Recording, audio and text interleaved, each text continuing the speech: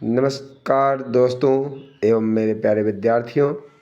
आज हम ऐसे टॉपिक पर बात करेंगे जो हर एक स्टूडेंट, टीचर और हर उस इंसान को जो अपने लिए अपनी लर्निंग को इम्प्रूव करना चाहते हैं उनके लिए बहुत ज़रूरी है। आपने सुना होगा कि हर स्कूल में एक पुरानी बात कही जाती है कि रट्टा मारना और समझना। लेकिन क्या आपने कभी सोचा है कि इन दोनों स्टडी मेथड्स के बीच क्या फ़र्क है? कौन सा तरीका ज़्यादा प्रभावी है और आज के कम्पिटिटिव और टेक्नोलॉजी ड्रिवन दुनिया में कौन सा मेथड बेहतर है?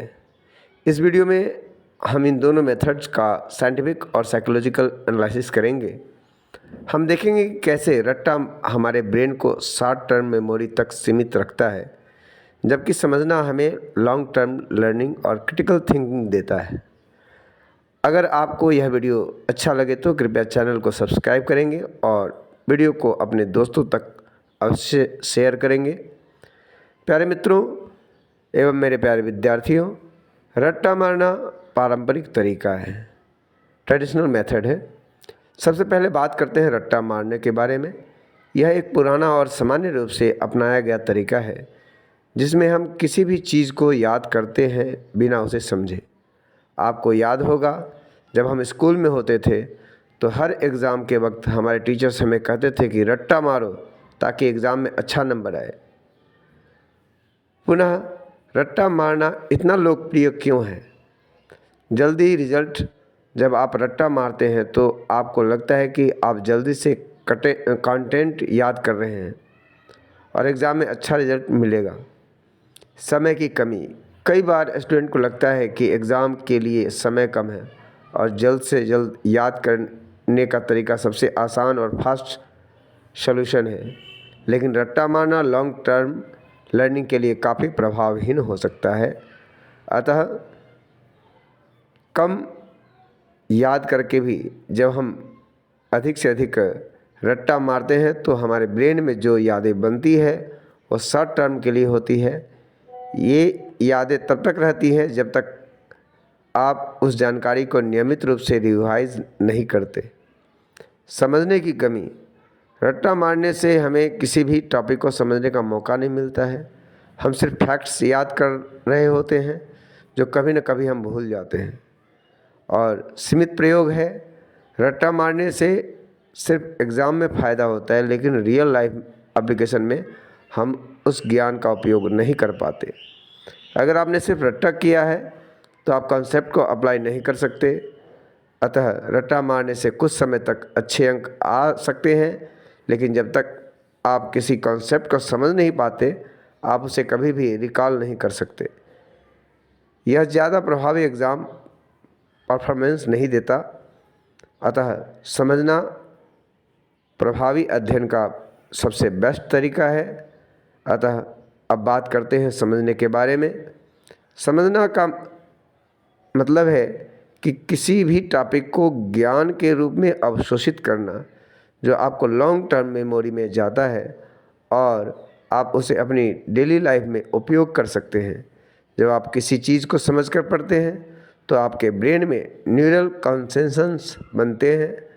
ये कनेक्शंस आपको कॉम्प्लेक्स कॉन्सेप्ट को आपके पिछले ज्ञान के साथ रिलेट करने में मदद करते हैं। गहरी लर्निंग।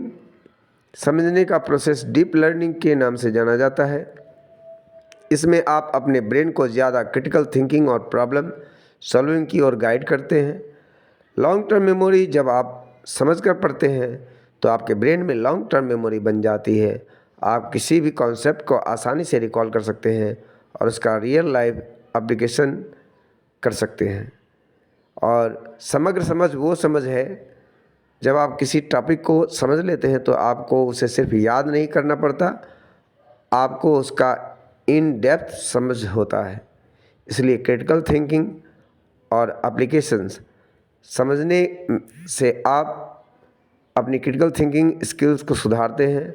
आप किसी भी टॉपिक को लॉजिकल रीजनिंग के ज़रिए समझ सकते हैं, उसे रियल वर्ल्ड प्रॉब्लम में अप्लाई कर सकते हैं। Connect with prior knowledge. आप जो पढ़ रहे हैं उसे अपने पुराने ज्ञान के साथ कनेक्ट कीजिए। इससे आपको सब्जेक्ट को समझने में आसानी होगी। और साथ ही साथ ब्रेक डाउन कॉन्सेप्ट्स भी होते हैं। किसी भी जटिल टॉपिक को ब्रेक करके समझना ज़्यादा बेहतर है। अगर आपको कोई टॉपिक मुश्किल लग रहा है तो उसे छोटे छोटे पार्ट्स में डिवाइड करिए और हर पार्ट को समझने की कोशिश करिए। अगर आप किसी चीज़ को समझ कर पढ़ते हैं तो उसे किसी और को समझाइए। जब आप दूसरे को समझाते हैं तो आप अपनी समझ को और बेहतर बना सकते हैं।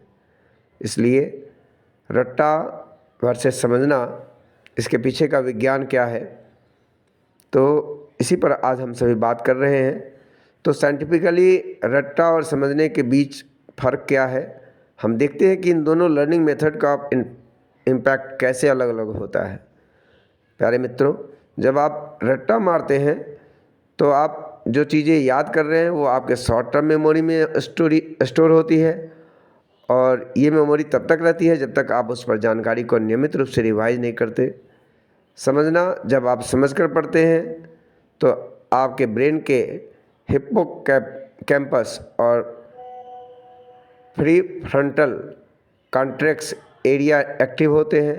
ये एरिया आपकी लर्निंग और मेमोरी को लॉन्ग टर्म में स्टोर करते हैं। रट्टा मारते वक्त ब्रेन का सिर्फ रिकॉल फंक्शन एक्टिव होता है, जिसमें आपको फैक्ट्स याद करने होते हैं। यह शैली लर्निंग होती है। समझना, जब आप समझकर पढ़ते हैं आपका ब्रेन लॉजिकल रीजनिंग और कनेक्शंस बनाता है। यह प्रोसेस न्यूरल प्लास्टिसिटी को प्रमोट करता है, जिसमें आप एक न्यूरल पाथवे क्रिएट करते हैं। जब आप किसी चीज़ को समझते हैं तो आपके ब्रेन में न्यूरल कॉन्सोलिडेशन होता है, जो आपको लॉन्ग टर्म रिटेंशन में मदद करता है। जब आप रट्टा करते हैं तो वह सिर्फ शॉर्ट टर्म मेमोरी तक सीमित रहता है। समझना क्यों वास्तविक अध्ययन का मुख्य आधार है। आज के समय में हर चीज़ इतनी तेज़ी से बदल रही है, तब समझना और भी ज़्यादा ज़रूरी हो गया है। अगर आपको सच में अपनी लर्निंग को बेहतर बनाना है तो आपको समझने को अपनी रणनीति बनानी होगी, समझने की रणनीति बनानी होगी। चाहे गणित, विज्ञान, इतिहास या साहित्य पढ़ रहे हैं, अगर आप हर टॉपिक को समझ कर पढ़ते हैं तो आप उसे मास्टर पा सकते हैं, उसमें मास्टर हो सकते हैं। ये नॉलेज कैसे लगे हमें कमेंट करके कमेंट बॉक्स में अवश्य बताएं। धन्यवाद।